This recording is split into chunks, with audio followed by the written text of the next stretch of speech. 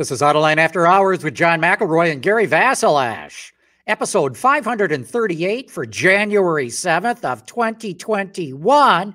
That's right, 2021. Okay, now for the title. Vaporware or imminent reality? When will we finally see autonomous cars? Watch Autoline After Hours live at Autoline.tv every Thursday at 3 p.m. Eastern Time. That's 12 p.m. Pacific. You can subscribe to this podcast for free by searching for Autoline in iTunes, Stitcher, or YouTube. Autoline After Hours is brought to you by Hyundai, Bridgestone Tires, solutions for your journey, and by Borg Warner, propulsion solutions that support a clean, energy-efficient world. Gary, happy 2021. Gosh, you're really enthusiastic about this year. I'm glad to hear that. Well, you know, we're burying last year, man. We're tucking it away, and we got a bright new shiny year to kick it off right now. Yeah, I sort of look at it as though it's still 2020, and come October 1st, that will be the beginning of 2021. So we're basically in 20.75 until that happens. Well, you're way ahead of me. I still think it's 2015 or 2016. I haven't caught up to where we're at right now. So something did happen today. So we back in the past, and not in 2020 or 2015. So a little bit of background. So as you know, Time Magazine has long given the Man of the Year, which then became the Person of the Year, and then they had the Robot of the Year, and so on and so forth. But we'll stick with momentarily the Man of the Year. So the first Man of the Year was in 1927, and it was Charles Lindbergh. Okay, and this was for his transatlantic flight. 1928. The Man of the Year was an automotive executive. Who was that? 28. And it was named today. So this was the anniversary in 1928. Yeah. So I'm tempted to say Henry Ford, but I don't think it's Henry Ford because he wasn't just an automotive executive. I mean, he was Henry Ford, you know, started the whole thing going for the Ford. And it probably wasn't Edsel either, I'm guessing. Somehow in my mind, I want to say, I don't know why, Walter P. Chrysler. And your mind is correct. No kidding. So 1928 was the year that Chrysler merged with Dodge. So this had something to do. Okay, so you're on a roll now, but I'm going to give you another one. So let's do this in two steps. How many other automotive executives have been Person of the Year since 1928? Ooh, I'll bet there's quite a few of them, actually. So 28. So I'll say at least one a decade. So there's 30, 40, 50, 60, 70, 80, 90. I know as we get closer to today, no automotive exec gets there. So I'm going to say 7, though. One? You're kidding. Who? So this was in 1955. So that would 55. You know, General Motors was screaming ahead. So I'm going to say Alfred Sloan. Close, but no cigar. It was the president of General Motors, Harlow Curtiss. Oh, yeah. Yeah. So he was the president from 53 to 58. And in 1955, General Motors sold 5 million vehicles. And it was the first corporation to make $1 billion in a year. Wow. So anyway, that surprised me. I would have been with you thinking that there would have been far more executives. And I sort of thought that maybe Mary Barra would have been. You know, I don't think that's right. I want to say Lee Iacocca was on the cover of Time and Newsweek the same week in 64. No, we're talking Man of the Year though. Not whoa. Yeah. Oh, I gotcha.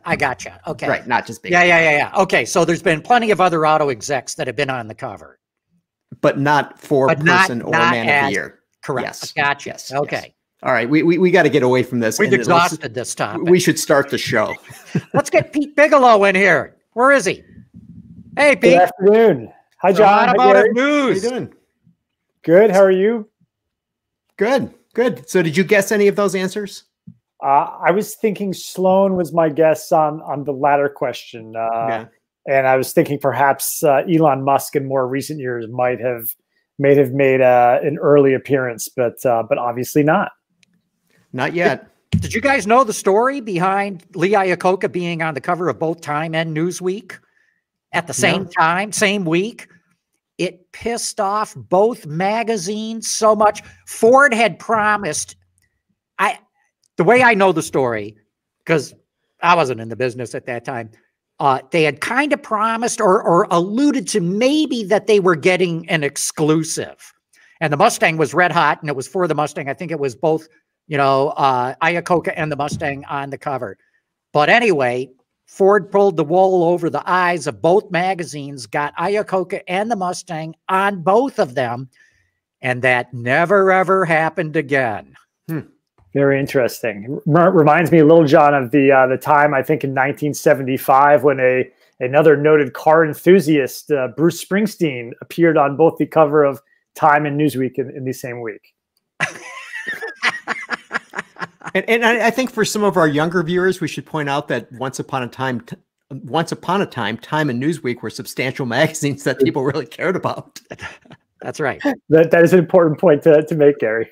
That's right. Hey, well, let's really, really, really get the show going, and let's get our special guest in here, Jeff Stout from Yanfeng. Did I say Yanfeng right? You absolutely did, which you're in a strong minority, so well done. Jeff, great to have you back on the show. Great to be here. We wanted to kick off the new year with lots of energy, and Gary and I were kicking around ideas, and he said, hey, what about Jeff Stout? And I was like, got it. Let's get him. Yeah. It's a great way to start 21. Put 20 in the rearview mirror, and it's like, all right. You know it. Look forward. So, look, we titled the show Vaporware or Imminent Reality. What about autonomous vehicles? You've been on the show before. Mm-hmm. You and I are of like minds in this stuff of where all this is going, mobility, transformation, et cetera, for the auto industry. Where do you think we sit right now? Are autonomous cars really on the way, or are they like fuel cells, always a decade away? Right. Well, for me, the first thing I think to comment on is I always get a chuckle when I go online and I see people say, autonomous cars, it didn't live up to the hype. And it's like, well, the hype was hype. That's what made it hype. It wasn't really intended to be here. 2021, no, that wasn't ever real. That was just people making noise. Thankfully, I never said those words. From our perspective, it was always a longer term play. I would say pre-COVID, all of the analysis that we saw, whether it was from Center for Automotive Research or other Boston Consulting Group, others, there was kind of this bookend that said somewhere between 2030 and 2040, autonomous vehicles and rideshare and mobility as a service and all of that CASE acronym coming together, somewhere in that window is when it's going to happen. And I think from Yanfeng's perspective, we would say that really hasn't changed. The underlying social drivers that were pushing for that autonomous revolution, they're still there. The investments, technology-wise, as well as kind of social orientation-wise, they're still going on. The question is, how much of a disruption was COVID-19 to the disruption? I have to give proper credit. There's a gentleman I used to work with, still do some stuff, Rob Huber, works out in California, formation design. He coined that term, and I think it's spot on, that autonomous vehicles is a disruption. And it absolutely is still coming, but that disruption was disrupted. But it's our perspective that it's only a disruption. It's a bump in the road, but it doesn't change any of the underlying realities. It just creates some additional work that needs to be done, making people comfortable, which wasn't as big of a thing a year ago, of saying, hey, I'm getting into a car that I just saw that last guy get out of. I'm not sure. So for sure, there will be technology that will have to be introduced that says, how do I sanitize the inside of a vehicle in the amount of time it takes to transition from one rider to the next? For sure, that problem is going to get solved. And so you will get into a car and there will be signage that says this car is not just clean, it is sterilized clean. It is sanitized. It is safe for you to ride here. It'll be like in old motel rooms when they had these sanitized for your. Absolutely. But Jeff, let me interrupt you for a minute, because always you keep referring to what we think. Now, we know who you are, but some of our viewers don't know what you are or who you work for and why we're talking to you, besides that we know you're an enthusiastic, smart guy. At least enthusiastic. I'll take that one. Yeah, so maybe 30 seconds or a minute or two on Yanfeng. Yanfeng is something that's pretty popular. Turns out it's Yanfeng. Funny story as to how to mispronounce that. That leads, because Yanfeng is actually a Chinese set of words, right? Yan and Feng. If we have time later in the show, I'll tell a slightly inappropriate story about how to mispronounce it and have it mean the wrong thing. But anyway, Yanfeng is a collection of interior companies globally. So I am calling in from Holland, Michigan at the moment. We have offices all over the US, but Holland at the moment. I come from JCI, which was Prince before that. In Europe, our interior business, if you want to really go back in time, we'll have some trivia for interior guys listening in on this broadcast. It actually was a Hoppish, which got bought by Fibrit, which got bought by Becker, which got bought by JCI, which is now part of YF. And then in China, Yanfeng has a long history of developing product. And that's actually part of our, I don't know if this is a commercial or just kind of communicating where the industry is going, part of our maturation that says we have seating and electronics and safety and interiors and exterior, all of that in China. We've taken our interior business, IP, door panel, floor console, overhead system, et cetera, and we've taken that globally by merging with JCI and all those other companies in our history. And so our interior business is global. But just in this last year, we've said, okay, we need to accelerate not just the interiors, but we need to bring those other products and technologies not only out of China, but actually integrate them, because part of this autonomous vehicle initiative, as well as even pre-autonomous, we're seeing this growing trend of the need to create what we call smart cabin. Some of our competitors call it by something of a different name, but it's all the same thing that says, how do we go back to 20 years ago of this integrated interior where you have seating and safety and electronics and everything coming together as an integrated whole? And so that's the business that Yanfeng is in. That's what we're driving towards, is that smart cabin interior for today's vehicle, as well as kind of what transportation and mobility looks like in the future. So that's why I'm on the show. And plus, you're smart and enthusiastic. That's right. I'll take it. I don't hear that from my wife very often. I only get the enthusiastic one, but I'll take it from you. So, Jeff, I'm curious, what does smart cabin look like in the present day? Are we talking about monitoring systems that kind of ensure a driver is keeping their eyes on the road? Is it something that's monitoring something more than the driver? Yeah, and maybe I'll give a tangential answer to your question, because I think there's just a chance to brag a little bit, and then I'll answer your question. So I know I'm not answering it right at the beginning. We did show vehicles every year for the last 25 years, and I think every company should do this, because it physically puts out in the world your view of what the future looks like. And you don't get to hide behind, well, I always thought it was going to be like this. No, you showed me what you thought the future was like. And sometimes we get it really right, and sometimes we get it really wrong. And so we always call that XIM, experience in motion, very creative. And then we change the year every year. That's how nutty we get. So there's XIM 18 and then XIM 19. Anyway, in XIM 18, so you go back 3-4 years, we had kind of this 8-pillar to 8-pillar display, where we said, hey, we think displays, with Tesla kind of coming out with that 17-inch, we think displays are going to become a much bigger deal. Boom, 3-4 years later, you've got Byton. I don't know if you saw the press release. Daimler just had a 56-inch display on their next generation vehicle. It's actually 3 OLED displays kind of integrated into one. What the Cadillac Escalade did with the curved display, I mean, boy, we got that one right. I won't talk about the things we got wrong. The next one that we really did was XIM 20, Experience in Motion 20, and that was looking purely at rideshare, purely 10 years out, no steering wheel, no total level 5. And the response, we're starting to get to the answer to your question. The response we got from our customers was, yeah, this is awesome. This is a flag on the hill that says what the future looks like. And we won a lot of awards for it. Again, wasn't me, it's the team doing it, Tim Shee and his team. But they won a Red Dot award. They won a Best Design award. Great accolades for this vehicle. But our customers said, that's awesome, but what's today? Your question, Pete. How do I get not just from here to there, but how do I get from here to the first step towards there? So then we came out with XIM21. Didn't see that coming, did you? And so that vehicle is all near-term technology, and it starts to answer your question, Pete.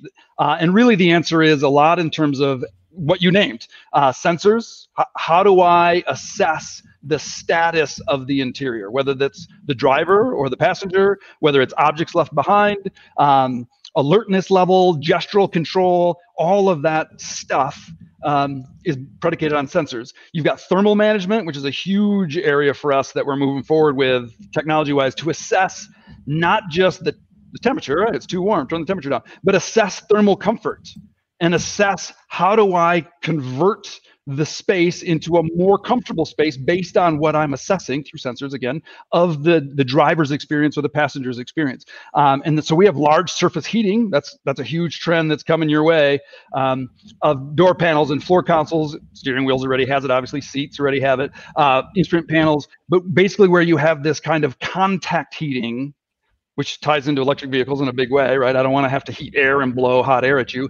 And then having this is where it becomes a smart cabin, the knowledge to be able to have an algorithm to assess your comfort level and turn on and off and dial in those temperatures of all those panels to make that comfortable. And if I could just insert one, what I think is a funny story, and if anybody is online on the chat window, I hope there's no 7th grade boy responses to this. I was in a call with a Chinese development guy not too long ago, and we were talking about driver monitoring systems and occupant monitoring, DMS, OMS, and English is their second language. And so they said, well, I know I don't speak English very well, but we would say driver monitoring system and passenger monitoring system. Why isn't it DMS and PMS? Just don't worry about it. Yeah, rim shot. Exactly. It is what it is. Let's move on.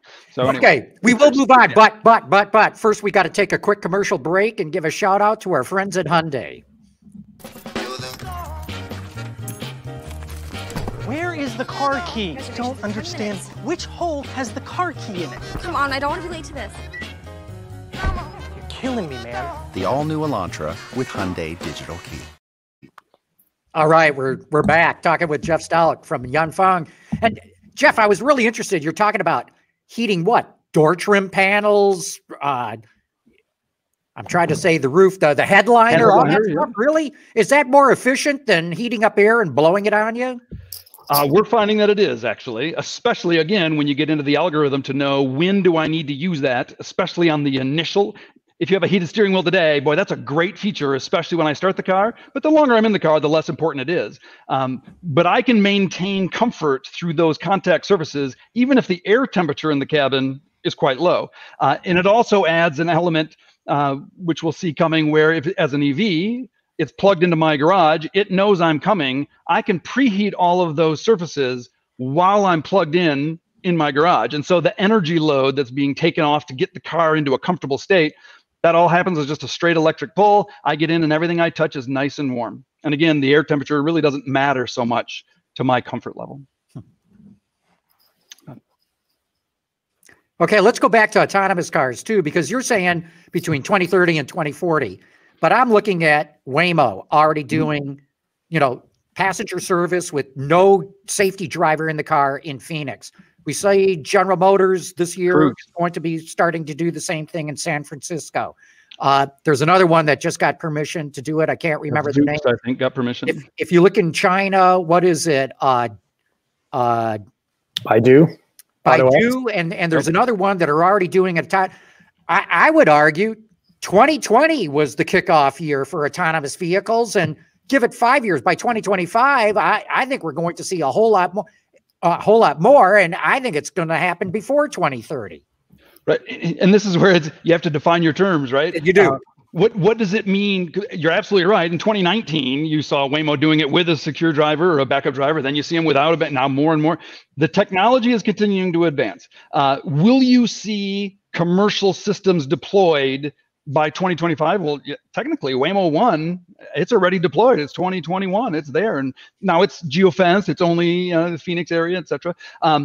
When I say 2030 to 2040, we use those dates to refer to market disruption, where it starts to affect our business. So I'm responsible, maybe this should have been in the introduction as well, I'm responsible for the innovation and development for all products at Yanfeng across all of those different product zones, seating, interiors, electronics, et cetera. And so what investments do we need to make today so that we're in a position to be okay when we make that transition? And so if there's only 500 cars on the road, it doesn't matter if I'm right or if I'm wrong. As soon as it becomes a disruptive market transition, we better have our pieces on the chessboard in the right place so that we can make that transition. Jeff, do you look at this purely from the standpoint of having available technology ready to deploy, or do you also look at the possibility that as we go to autonomous vehicles, the market itself will shift, meaning that perhaps people own fleets, individuals don't own vehicles? We absolutely think that's the end game. Plenty of argument about how long it takes to get there. Typically the response, I don't see any kind of chat window on this discussion. I'm sure somebody on the chat window is going to say, I love driving my 69 Corvette, my personal favorite car. Yeah, and you will still do that at the track. The analogy is there's people today who really love to ride horses. They just don't take them to the store. It's a hobby. It's a thing you do for fun. You know, mobility on a horse, that's dumb. 15 years from now, we'll say the same thing of, well, of course, driving a car on a racetrack's fun, but you wouldn't drive a car to go to the store. Are you crazy? So it'll be that same level of transition. And I think, and just let me know when this conversation gets too wonky and you want to pull up on the, get up over the mountain. But if you haven't read Clay Christensen's book, The Innovator's Dilemma, I read that book every year. It talks about what a disruption is. And typically a disruption is not, at least not one to be scared of, taking the current business and just saying, hey, it's a little more, a little better, bigger screens, bigger this, and we move this to there. That all businesses can handle those transitions pretty easily. The disruption is when a disruption comes that really doesn't make business sense. So you don't invest in it until it does make business sense. And then you're too late and you're out of business. And so his point, his premise is that really well-run companies will always go out of business through disruption because they will make the right decisions for their business currently, because making the right decisions for the future is actually a bad decision today. And so you have to expect really smart, MBAs from Harvard. They have to do something dumb. And that you see that with GM, with Cruise, I think. You see that with Ford, with Argo AI. They're making bets on stuff that today is kind of a dumb investment. They're not making money on that. But it positions them for the future. And the analogy that they use, which I'd forgotten about, I just reread the book again a month ago.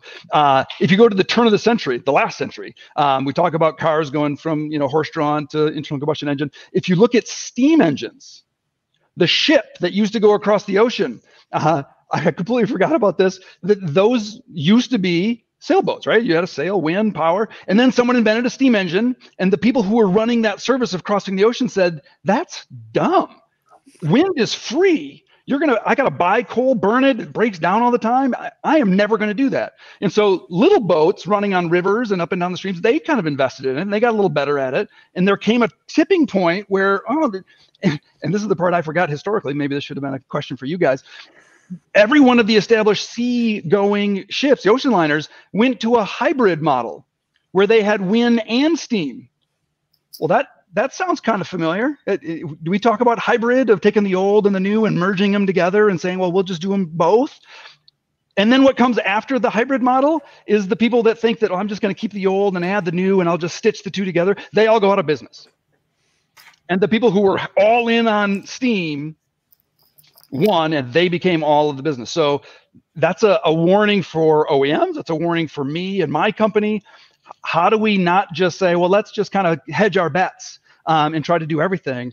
How do we make investments in that future mobility that keeps us viable, even if that future viability runs our current business out of business? And I think another thing that Christensen used in that book that was very good is, do you really want to make a better floppy disk? Not anymore, but Right. back then, those companies all said, yeah. Well, you guys know the famous Henry Ford line. He said, if I ask my customers what they want, they'll tell me I want a faster horse. Faster horse. Exactly. And Jeff, that's an interesting point about Christensen, because in the innovator's dilemma, one of the things is that the new product tends to underperform the Correct. existing product initially. And therefore it seems crazy. And so if we look at autonomy now, I mean, I would say any of the four of us can probably do a better job of driving than the most advanced AV system on the road right now. Well, maybe you three, not me, but so AV underperforms right now. And at some point we may get to this change, this disruption where it is in better than we are. Correct. And I'm glad you read the book, and I'm glad you made the exact, because I think that's the point for me for that future mobility that says, is Zoox, new car company, making this little micro shuttle? Some people would say, I like it, I don't like it, whatever. What service are they going to provide? They might provide a service starting out at an amusement park. And if you're a large automaker, you say, well, I don't want to be in that business. That's not going to make me anywhere near the returns I need. But then you go from being at the amusement park to being autonomous on a golf course, and then you become autonomous in a small little geofenced area in a city, and you go from being inconsequential to being unbeatable. And I think that has the potential to be very scary. Now, one of the interesting questions in that I think, and I have no answer to this question, but I think it's fascinating to watch. Christensen would say that a Zoox type company is more likely to win than a Tesla type, than a Tesla or Waymo, frankly, where you've got this massive investment to try and get it right and then deploy it.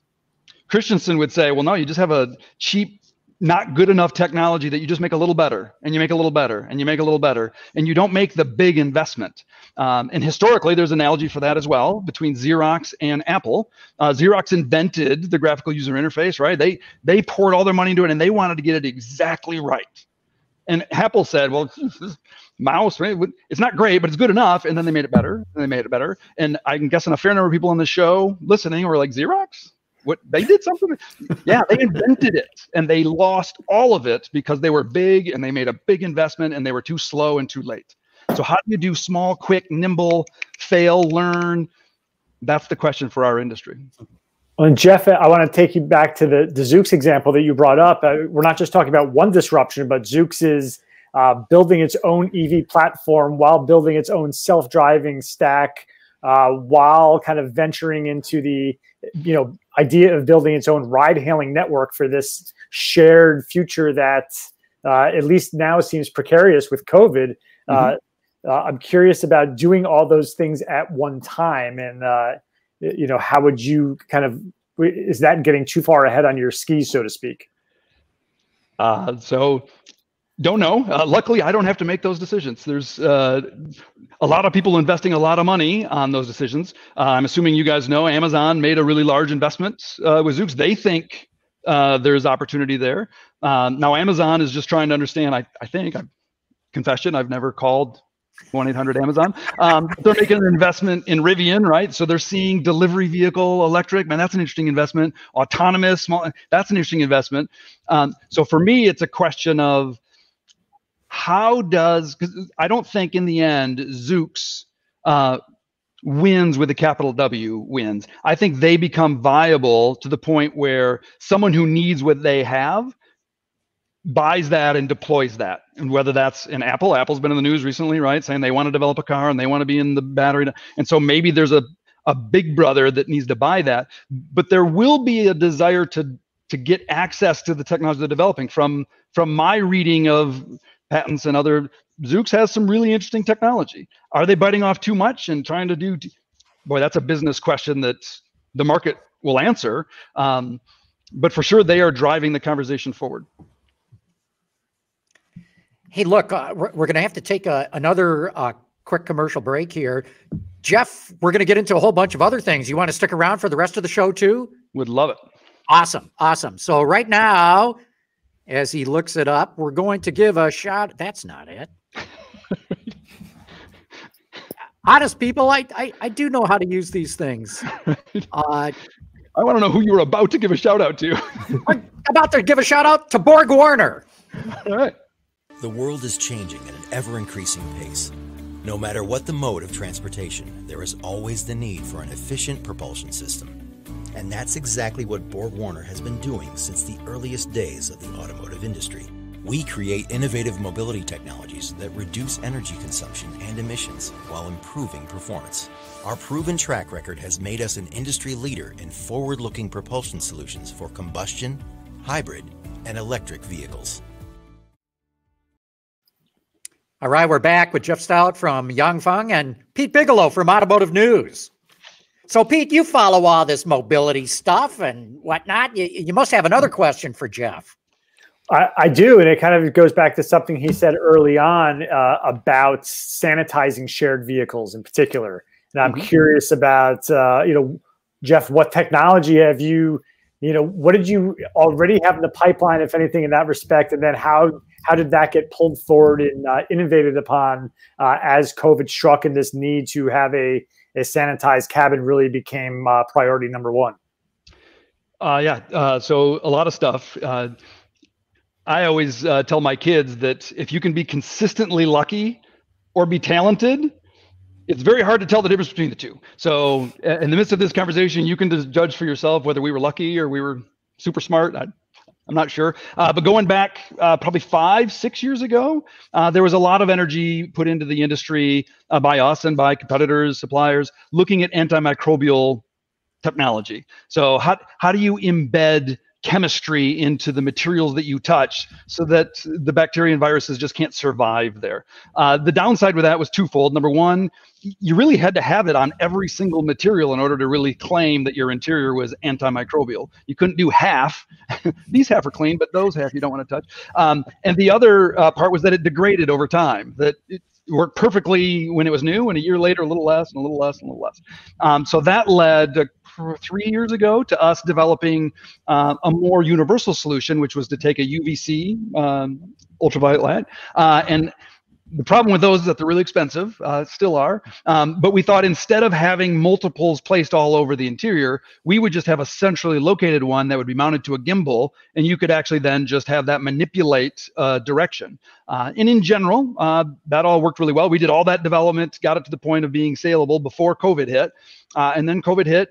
And that became a surprisingly attractive product offering really quickly.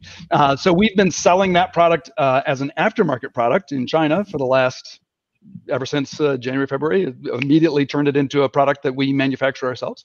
But then that is now moving into opportunities to have discussions with customers about, hey, how do I include that either as full cabin sanitization or local stored. We've got a demonstrator that we created where the floor console, you can put something, your purse, whatever, cell phone into a closed storage, and then it just sanitizes whatever you put in the box, if you will. The tougher question is what I mentioned earlier relative to autonomous vehicles. Normally, our original envisioning of the product was you would park it in your garage overnight. It would run for 30 minutes, an hour, whatever. Well, what if you have 2 minutes?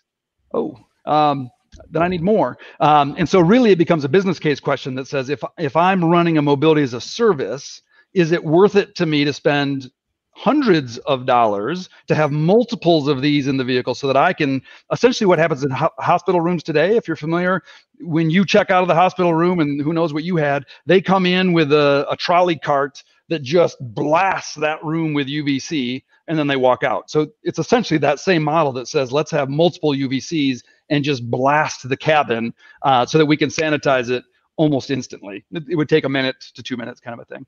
And then the last answer to the question, sorry, a little detail. There's also a lot of activity going on relative to air sanitization. PM 2.5 is still a big deal. California wildfires kind of got that to be a thing in the US. It's been a thing in China forever relative to air quality, coal, power plant pollution. And so how do you purify the air as well as sanitize the air relative to, historically HEPA filters, things like that. But how do we get to a full-on sanitization of the airflow to turn over the cabin, similar to what airlines are now looking at. How do I purify the air immediately and turn that over as quickly as possible? So that's for sure where Yanfeng is going with both of those technologies. Jeff, you said that UVC lights are expensive. Why? I mean, I remember when you could buy ultraviolet lights in head shops. That's a different show. Yeah. I don't have an answer for you on that, other than the current construction to create the wavelength of light it's just an expensive process. We've looked at multiple suppliers of that, and they're all the state of the art. The technology right now is what it is, and it's pretty pricey. All right, Jeff, let me ask you a slightly different question along the same lines, though. So one of the cities where there seems to be a proliferation of self-driving vehicles is, as I'm sure Pete will know, and is very sad he's not there right now, is Las Vegas. Okay, now there are people who go to casinos and have a few beverages and then get into a cab and perhaps have an accident and then get out of the cab. Now, the cabbie is going to have to take care of that situation, right? Are you guys looking at materials that can deal with that situation? So, you know, sanitizing the surfaces is one thing in terms of, you know, at the microbial level, but on the substantive level, it's another thing entirely. Boy, I was being delicate there, wasn't I? That's a nice euphemism for substantive. Yes, we are looking at that. And again, other people are looking at it. I don't mean to kind of say we're the only people who are in this space. Clearly the need is there. So clearly multiple customers, multiple competitors are looking at that. But there's technology out there that has the ability to sense, either through vision to be able to see whether it's a coffee spill or something more innocuous than the substances you're concerned about, or then have the ability to sense for human materials. And so you can actually have a detection system, again, that becomes fully automated, that allows you to take that vehicle offline, bring it to a service center prior to redeploying it into the marketplace. And that becomes the key. Again, mobility as a service converts the car as something I'm passionate about owning and making sure, and it turns it into a piece of capital that a business is deploying. And so the goal is maximum uptime, maximum utilization, keep people getting in and out of that car as often as possible. And so if there's someone who complains about it and you find out about that after the fact, you've just lost a ton of money. So a little extra investment to have a sensor to determine, oop, I got to take this thing and get it serviced, get it back into the field. That's worthwhile. And as a sidebar, which wasn't your question, but it's significant to us, is there's also sensors relative to wear. We know that our stuff wears based on usage. And so if I could actually know how many times an elbow rubbed that armrest, or a person got in and out of that seat, or a button was pushed or rotated, if I know all that, I can, this happens all the time in airlines with jet engines, right? I can know, oop, you just passed a threshold. I'm going to take it offline in the middle of the night, service that button, that armrest, that seat, that whatever, bring it back in. And I never have a failure in the field because I proactively anticipated the failure in the field and made sure it didn't happen. Yeah. Predictive maintenance. Predictive maintenance. It's coming. Jeff, I'm curious if, you know, we've talked a lot about the workings of the shared mobility business. Do you see COVID having long-term, you know, kind of downward effects on demand for shared mobility over a longer period of time than just this, you know, just this pandemic period? I don't. I see it as a speed bump. It's something that 3 years from now, my random in the future, we'll look back and go, boy, that was a crazy year. But for sure, there'll be long-term effects on miles driven. I think some previous guests that you had on your show, I think the General Motors woman was talking about, yeah, we expect, you know, maybe 30% fewer days in the office, but still, I think she said 10%, only a 10% reduction in gas. There will be changes in transportation dynamics. People are moving out of cities into suburban areas. Does that maintain, or does it, you know, start to flow back again over time? All of those things will have some residue. But again, I go back to my first statement, the underlying dynamics, the business model of mobility as a service, once the technology is ready and consumers have come to understand and accept it, which is a big item, it's going to happen. And so I would view COVID as a bump. not as any kind of, ooh, it would have, autonomous would have ended over there, but now because of COVID, it's going to end over there. We have done some consortium work, which is always fun, talking with people in other industries. So the bicycle industry, the office industry, and they have similar questions. Does COVID affect office furniture? Does COVID affect bicycle manufacturing? And there's difference of opinion. Some people think, yeah, this is semi-permanent. And I think those, just picking on those two might have more residue, because I think the whole work from home thing, boy, I think that is here to stay. Not 100%, not what we're doing today, but the notion of, well, you can't work one day from home and still be productive, that false statement is forever in the trash bin. My kids will never have another snow day from school. Right? Sorry, kids. It was awesome when I was a kid, but tough luck. So I think it, relative to mobility, relative to getting into a vehicle that doesn't have a driver that takes you where you want it to go, that's still going to happen the same way. It just has a slight disruption in time. Jeff, YF is a global company. Do you see uniformity of technology and thinking about mobility around the world, or do you see different areas being ahead or behind of others? For sure, there's differences. I always like to start answering a question like that with a statement of the obvious, Captain Obvious. When you work for a Chinese company, there's always some people are like, so what's that like? The Chinese? I mean, what? They're human, it turns out. So 90% of what you think and I think, they think, and it is what it is. You grow up, you fall in love, you get married. So humanity is humanity. That being said, there are cultural differences. One of the things that's really nice at YF, and I always kind of advocate for and use with our customers, we do our own consumer research at YF. It's a global team, got people in Europe, people in China, people in North America. And to be able to ask that specific question of, well, how do your people in your culture, how do you respond to this technology or this opportunity? And you see some really interesting things that come out of that. Some of it's a little bit obvious that you've heard 1,000 times. In China, second row, luxury is a bigger deal. More people like to ride in the back row, executive seat, longer wheelbase, etc. But there's some more subtle things that are fascinating that we've done rideshare research. So today's rideshare, not autonomous, just you call a DD or you call an Uber or Lyft or whatever. And we ask people to kind of track their feedback of that experience from calling the car, being in the ride, and then leaving the car and going to where you want to be, and looking at kind of how each culture views that experience.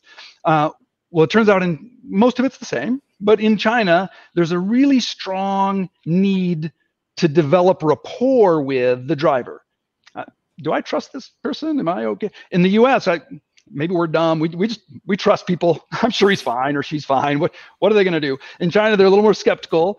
And the opposite, or the other thing, in the US, all of the feedback we got was that people would constantly say, if only I could tune the ride to be my ride instead of the driver's ride. I want my music, my temperature, my seating position, my smell, I want to have that car be mine when I get in and not the driver. In China, it was like, it'd be kind of nice, but I don't know. It's not that big of a deal. In the US, we like to control. We're kings of we're in charge. And so we hate it when we get into an Uber and the driver says, well, I really like to listen to Led Zeppelin. Should be fine for me, but for some people, I was kind of really hoping for, something else. And so those differences really become really important as you develop product, to understand what do we need to provide then uniquely into each market versus what can we do that's just universally true as we're all human. Hey, look, why don't we take another quick commercial break, our last one and then I know Gary's got a number of topics he'd love to get into when we come back out of that. But right now, shout out to our good friends at Bridgestone.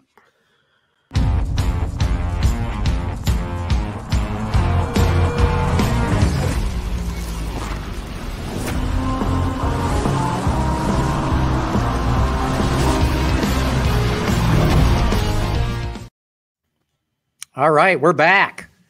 Now, Gary, you always come up with some great topics that we ought to dive into. All right, so Tesla came up during the conversation because Tesla always comes up during the conversation. It seems impossible to have one of these shows without talking about Tesla. But, that said, over this past weekend, the company reported that it built just under 500,000 cars last year.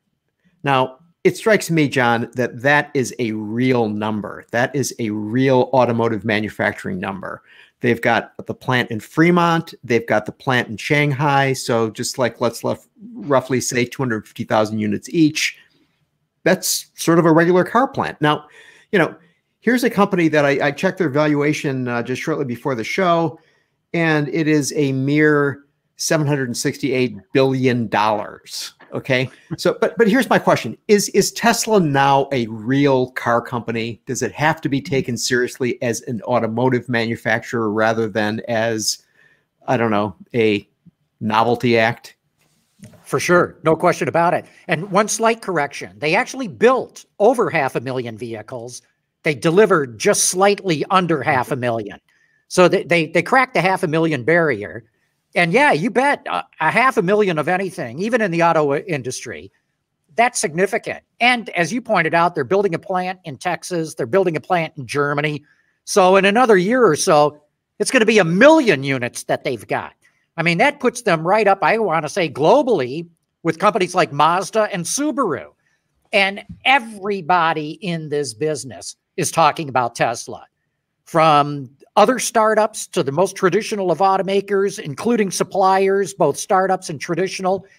Tesla's already had a disruptive impact on this industry. Its approach, the way it designs cars, different than anybody in this business has ever done it, including some of their hardware approaches. Sandy Munro's been big on this, and even Elon Musk has talked about how they approach it from a total system standpoint, not just the software, but also the hardware. Some of the hardware stuff they got wrong, but some of it they got very right. So yeah, if you ask me, is Tesla a real player in this business? No question about it. What do you think, Pete? I would tend to agree with John. I think, Tesla has always kind of been a technology company, but in the end, the manufacturing problems throughout the years have seemed to decline. And I do think 500,000 is it's a symbolic milestone in some fashion. And as John mentioned, there's the plant in Berlin, plant forthcoming in Texas. So I do think that maybe that valuation is not quite justified yet.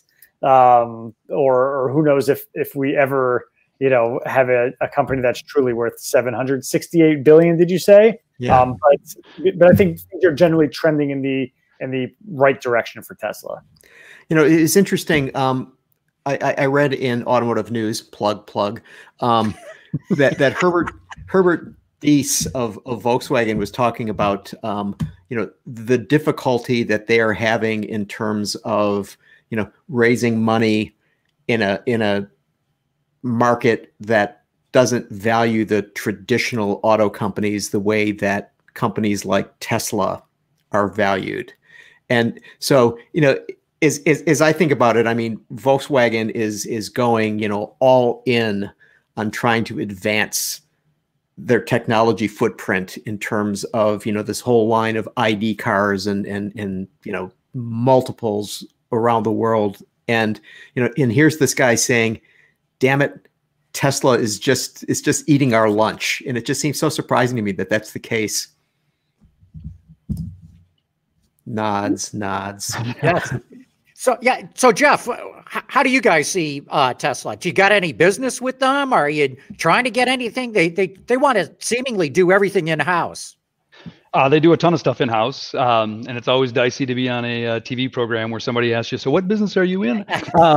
So we're involved with Tesla. We have a relationship with them. I won't say where or how much, but we do enough with them. We have enough business to recognize that everything you said is true, that they view themselves differently.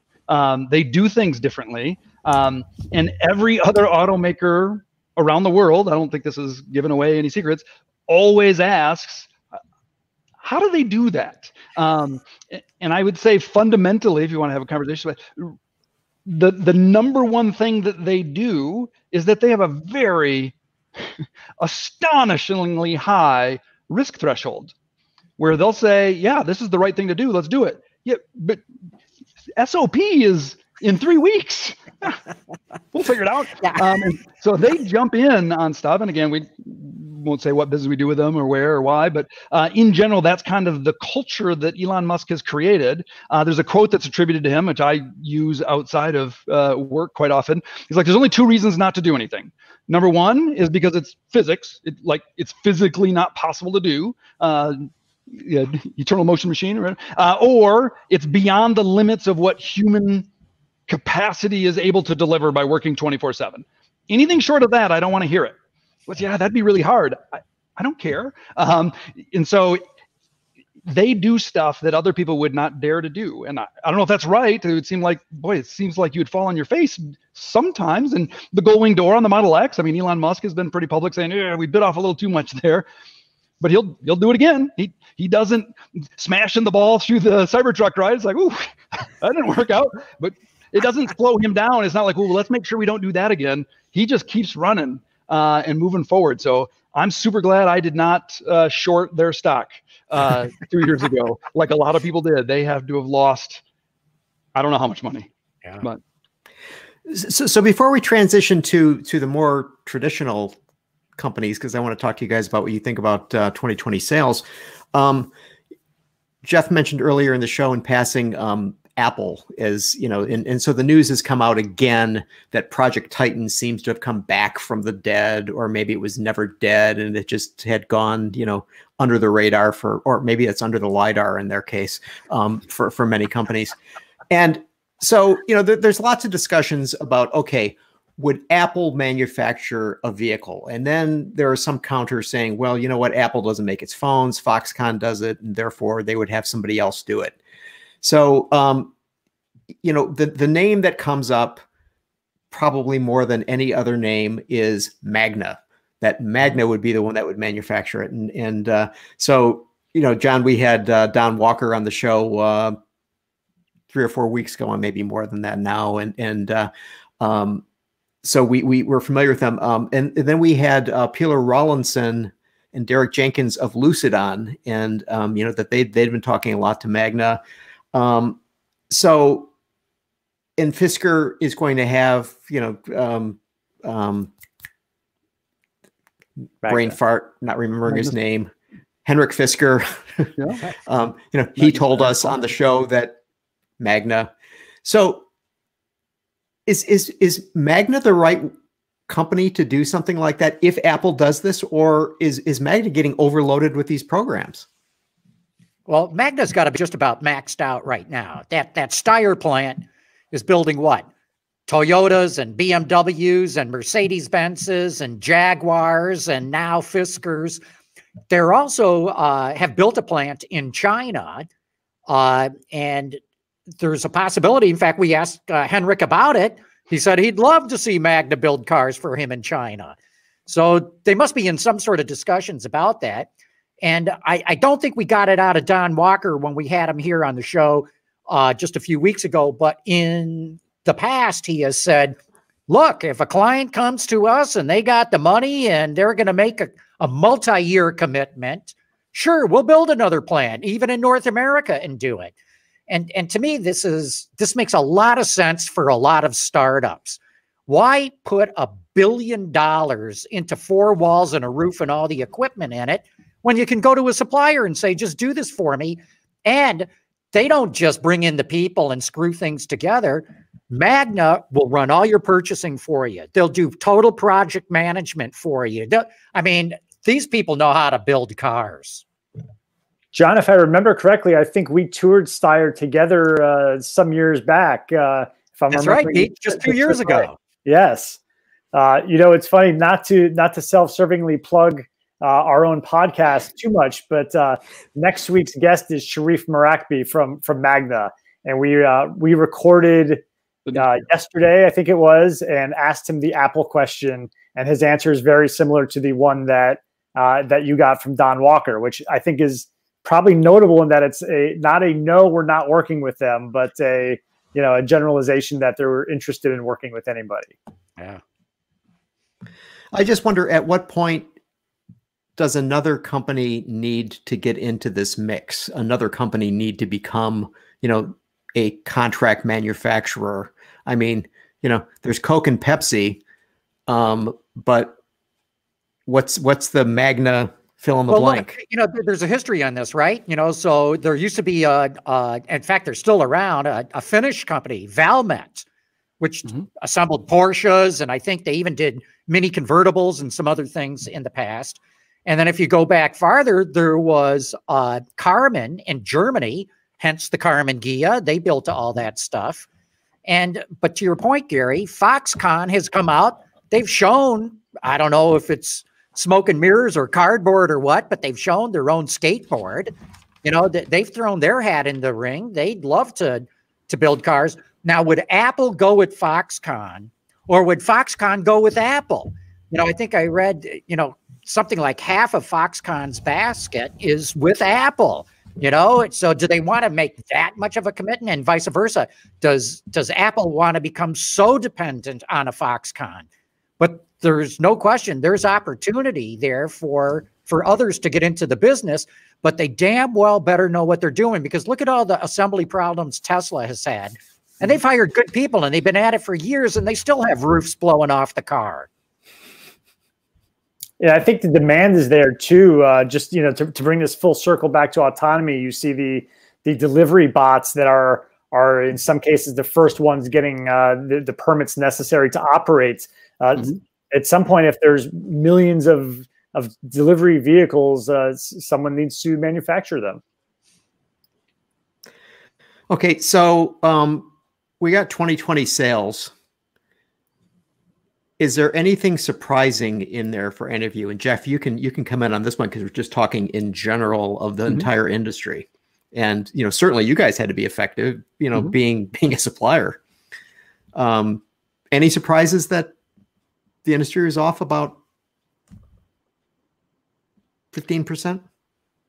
I would say the one thing that's interesting to me, looking at the numbers as we went through this, being a global company, it hit China first, right? So here in the U.S., we were looking at what happened in the marketplace over there before we got our worlds rocked. And China went to lockdown, right? So the worst week in China, their sales were down north of 95%.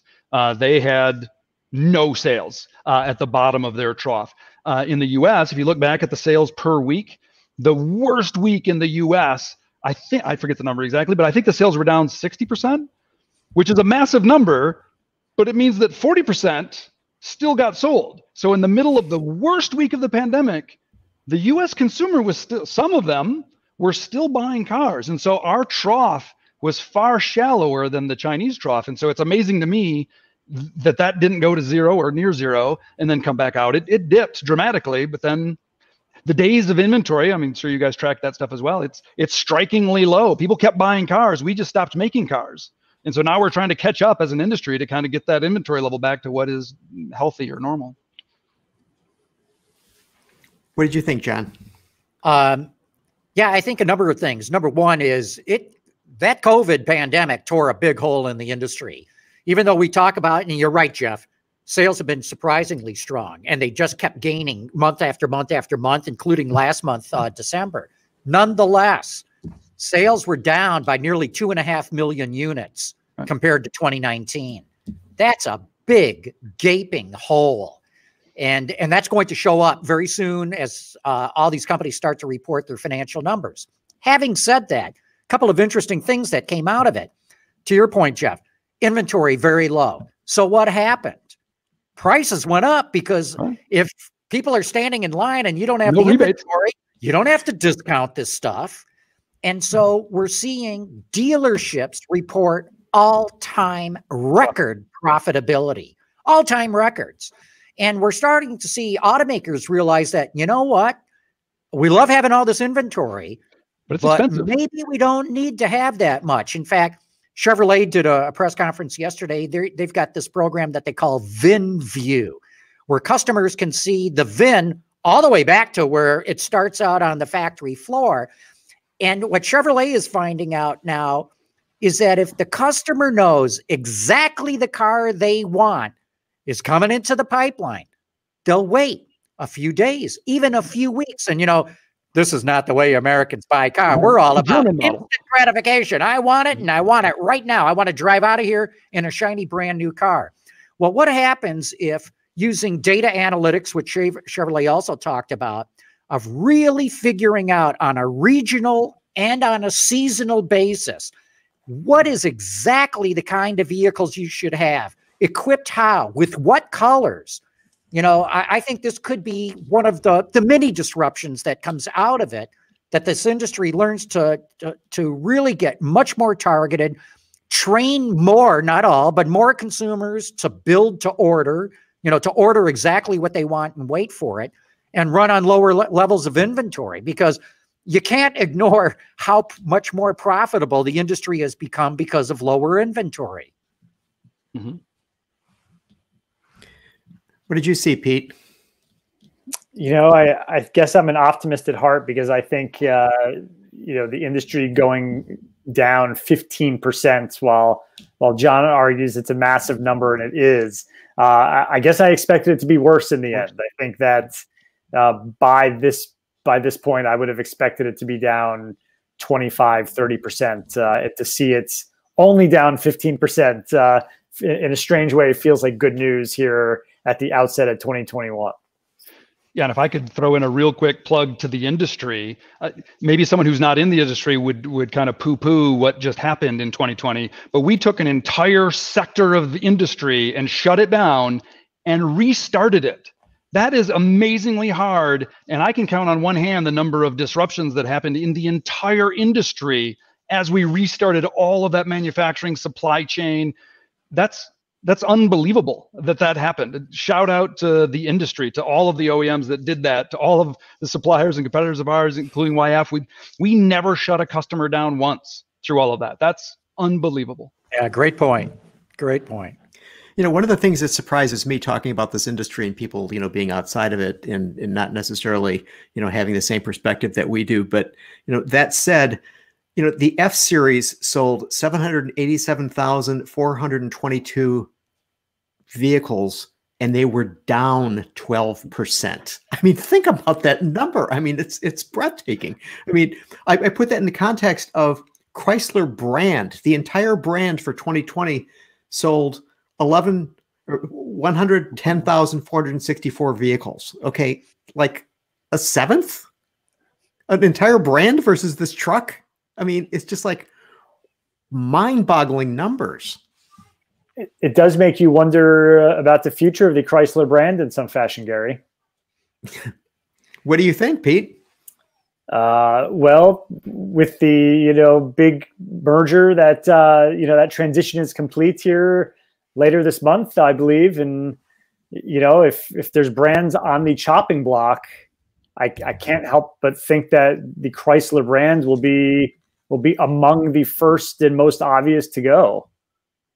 So this is the FCA PSA merger into Stellantis. That's right, Stellantis, which still kind of feels like some sort of NASA rocket to me in name, or pharmaceutical. I don't know, but yes, the merger that will create Stellantis is just about officially upon us. I think January 16th is the day, and if they're going to gain the efficiencies that they believe they are from the merger, some brands I think will have to go. What do you think, John? I got a lot to say about this. Number one, Chrysler is the profit engine of FCA. Fiat doesn't make any money. Maserati, we know because they break out the financials, is bleeding red ink. Alfa Romeo, they don't make any money either. So if you're Carlos Tavares, who's putting these two companies together and you're going to be the CEO of Stellantis, you got to be looking at Chrysler Corp, and going, damn, that's the golden goose, man. I don't dare mess with that profit engine. All right, now, Jeep and Ram are the profit engines of Chrysler. They're the big profit engines. There's no question about it. But remember, one of the reasons why Chrysler and Dodge do not make any money right now, remember, the Chrysler brand is down to 2 vehicles. The Dodge brand in just a couple of months is going to be down to only 3 vehicles. Chrysler Corp, or FCA, deliberately starved those brands to divert the money to put it into Alfa Romeo and Maserati. They may as well have just flushed that money down the drain. They have gotten 0 return on that capital. And so I would say, here's Carlos Tavares, who has talked openly in the past of wanting to bring the Peugeot and Citroën brands back to North America. I think that's a fool's errand. And I'll tell you why. Because it costs a fortune to get brands recognized amongst new car buyers. I remember just 5 or so years ago when Michael Sprague, now at Ford, but back when he was at Kia, told me that 40%, this is only about 5 or 6 years ago, 40% of the car buying public in the United States did not even know that Kia existed. I mean, it sounds almost impossible for us in the business to comprehend it. That's the reality. I would say to launch a brand like Peugeot, P-E-U-G-E-O-T, you're going to spend $100 million just trying to get Americans to pronounce the name properly. Same goes for Citroën. So I think it would be way smarter for a Carlos Tavares who wants to get more volume for the Peugeot platforms to rebuild the Chrysler brand and the Dodge brand with Peugeot cars and Peugeot SUVs. That's what I would do if I was in his shoes, because to pour more money into Maserati and Alfa Romeo is just more money down the drain. I think that the Fiat brand has proven it's not going to survive in the American market. And so if I were, talking to Carlos, I'd say, you have a great opportunity for far less investment to get a much greater return on capital, generate more revenue and profits by reviving the Chrysler and Dodge brands, rather than going off on trying to create these luxury brands or recreate these luxury brands with Maserati and Alfa. So in other words, Pete, you're wrong. Just saying.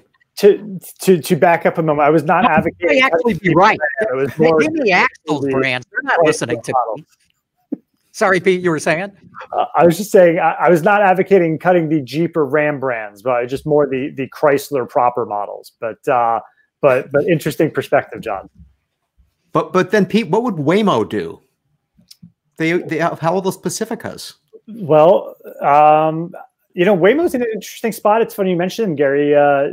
Did you catch the news yesterday that they no longer want to use the term self-driving to discuss their virtual driver, and that they want to stick with autonomous? I'm not sure what they do without the Pacificas. I think that's a pretty strong relationship, but more broadly, what they do about self-driving versus autonomous is an interesting new curveball here at the outset of 2021, to say the least. All right, so I have a question I want to ask Jeff, and then we ought to wrap this up so people can go on with their lives. But so Jeff, this is a question because I mean I know you think about things like this a lot, okay?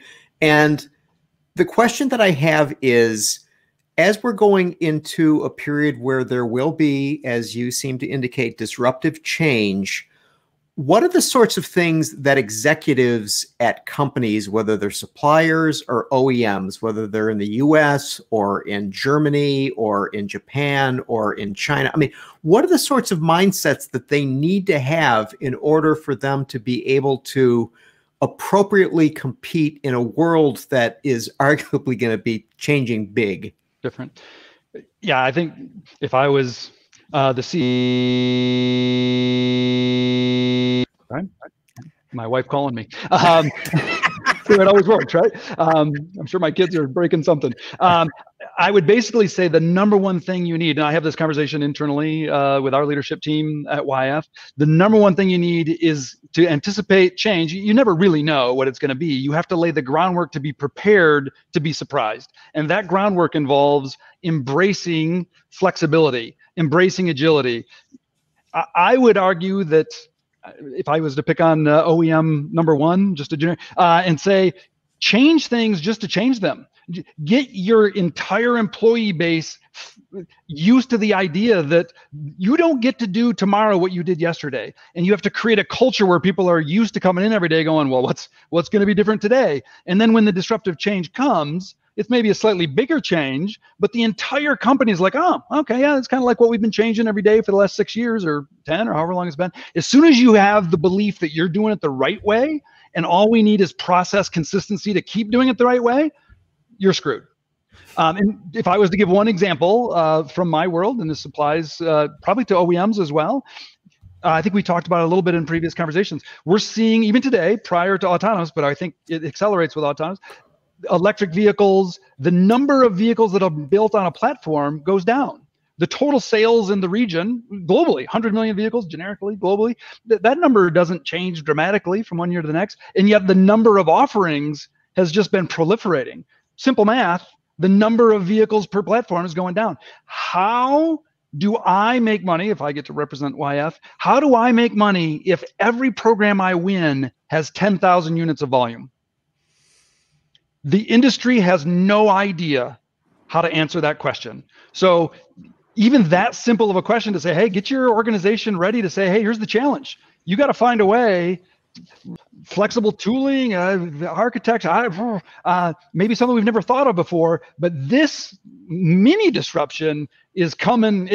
It's in process right now. We're quoting stuff where we're going, how are we going to possibly quote multiple programs that are all together? It's reasonable volume. There's still, the industry is making the same number of cars, but each program, how do you do that?